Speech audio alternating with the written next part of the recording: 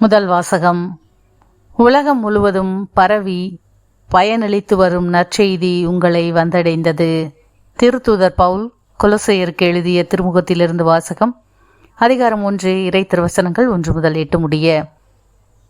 கிறிஸ்துவோடு இணைந்து நம்பிக்கை கொண்டவர்களாய் வாழும் சகோதர சகோதரர்களாகிய கொலோசை நகர இறைமக்களுக்கு கடவுளின் திருவுளத்தால் கிறிஸ்து இயேசுவின் திருத்தூதனாய் இருக்கும் பவுலும் சகோதரர் திமோத்தேயுவும் எழுதுவது.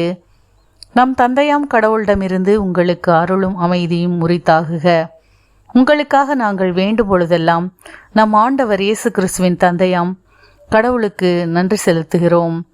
கிறிஸ்து இயேசுவின் மீது நீங்கள் கொண்டுள்ள நம்பிக்கை பற்றியும் இறைமக்கள் அனைவரிடமும் செலுத்தும் அன்பு பற்றியும் நாங்கள் கேள்வியுற்றோம். இவை இரண்டும் விண்ணகத்தில் உங்களுக்கென வைக்கப்பட்டிருக்கும் நன்மைகளை எதிர்நோக்குவதால் விளைந்தவை. நீங்கள் முன்பு கேட்ட உண்மையின் நற்செய்தி வழியாக அந்த எதிர்நோக்கு பற்றி அறிந்து கொண்டீர்கள். உலகம் முழுவதும் பரவி பயனளித்து வரும் அந்நற்செய்தி உங்களை வந்தடைந்தது. கடவுளின் அருளை பற்றி கேட்டறிந்து அதன் உண்மையை நீங்கள் உணர்ந்து கொண்டீர்கள். அந்நாள் முதல் உங்களிடையே அது பெருகி பயனளித்து வருகிறது. எம் அன்பார்ந்த உடன் ஊழியர் எப்பப்பிராவிடமிருந்து அதை நீங்கள் கற்றுக்கொண்டீர்கள். உங்களுக்காக உழைக்கும் அவர் கிறிஸ்துவின் உண்மையான திருத்தொண்டர். தூய ஆவி உங்களுக்கு அருளிய அன்பை குறித்து அவர்தாம் எங்களிடம் எடுத்துரைத்தார். ஆண்டவரின் அருள்வாக்கு. இறைவனுக்கு நன்றி. பதிலுரை பாடல். திருப்பாடல் 52. பல்லவி. கடவுளின் பேரன்பில் எப்போதும் நிலையாக நம்பிக்கை வைத்துள்ளேன். கடவுளின் பேரன்பில் எப்போதும் நிலையாக நம்பிக்கை வைத்துள்ளேன். நானோ கடவுளின் இல்லத்தில் பச்சை ஒலிவ மரக்கன்று போல் இருக்கின்றேன். கடவுளின் பேரன்பில் எப்போதும் நிலையாக நம்பிக்கை வைத்திருக்கின்றேன். கடவுளின் பேரன்பில் எப்போதும் நிலையாக நம்பிக்கை வைத்துள்ளேன். கடவுளே, நீர் இவ்வாறு எனக்கு செய்துள்ளதால் உமக்கு என்றென்றும் நன்றி கூறுவேன். உன் நண்பரின் முன்னிலையில் உம் பெயர் மீது நம்பிக்கை கொள்வேன். இதுவே நன்று. கடவுளின் பேரன்பில் எப்போதும் நிலையாக நம்பிக்கை வைத்துள்ளேன்.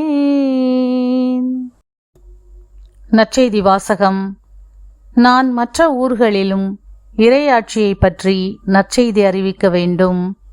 லூக்கா எழுதிய தூய நற்செய்தியிலிருந்து வாசகம். அதிகாரம் 4, இறை திருவசனங்கள் 38 முதல் 44 முடிய. அக்காலத்தில் இயேசு தொழுகை கூடத்தை விட்டு சீமோன் வீட்டிற்குள் சென்றார். சீமோனின் மாமியார் கடுங்காய்ச்சலால் துன்புற்ற நிலையில் இருந்தார். அவர்கள் அவருக்காக இயேசுவிடம் வேண்டினார்கள். இயேசு அவர் அருகில் நின்று காய்ச்சலை கடிந்து கொள்ள அது அவரை விட்டு நீங்கிற்று. உடனே அவர் எழுந்து அவர்களுக்கு பணிவிடை செய்தார். கதிரவன் மறையும் நேரத்தில் எல்லாரும் தங்களிடையே பற்பல பிணிகளால் நலம் குன்றி இருந்தோரை அவரிடம் கூட்டி வந்தார்கள். அவர் ஒவ்வொருவர் மேலும் தம் கைகளை வைத்து அவர்களை குணமாக்கினார். பேய்களும் நீர் இறைமகன் என்று கத்திக்கொண்டே பலரிடமிருந்து வெளியேறின.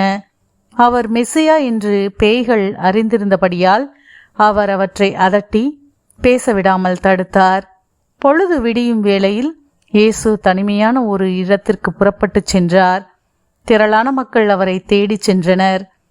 அவரிடம் வந்து சேர்ந்ததும் தங்களை விட்டு போகாதவாறு அவரை தடுத்து நிறுத்த பார்த்தனர்.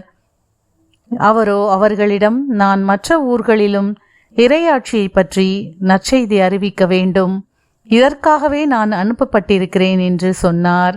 பின்பு அவர் யூதேயாவிலுள்ள தொழுகை கூடங்களில் நற்செய்தியை பறைசாற்றி வந்தார். ஆண்டவரின் அருள்வாக்கு. கிறிஸ்துவே உமக்கு புகழ்.